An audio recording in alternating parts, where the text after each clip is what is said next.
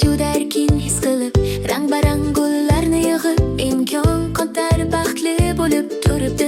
Arilar quyosh nurida chirlab turib, ela bir narsani go'zal qilib yaratayotgan bo'lsa, hamma narsa to'g'ri ko'rinadi. Ela bir missiya bilan, qo'lida gullar bilan, marigoldlar, atirgullar va quyosh gullari butun yerga tarqalgan.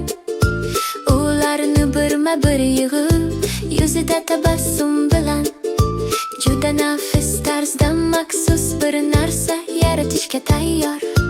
Ela bog'da yaratmoqda. Oh, qanday qiziqarli! Gul bilan futbolka birma-bir shakllanmoqda. Bir gulni boshqasidan keyin u gul yaproqlari va ranglar bilan o'z yo'li bilan yaratmoqda.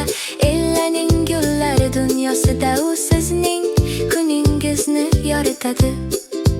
Qizil, sariq, pushti va ko'k ranglar orasida ula gullarini tartibga solib, ularni yangilamoqda.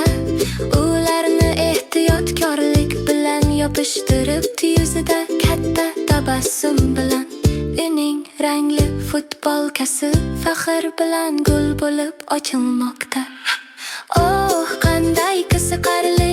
Gul bilan futbolka birma-bir shakllanmoqda. Bir gulni boshqasidan keyin u gul yaproqlari va ranglar bilan o'z yo'li bilan yaratmoqda.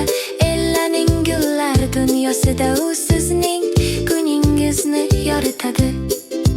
Aylantirib ko'rsating, ela qanday shirin ko'rinadi uning futbolkasi gullari bilan. Bu haqiqiy san'at asari.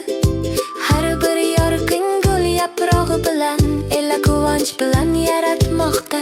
Uning mo'jizaviy bog'i har doim yaqin atrofda.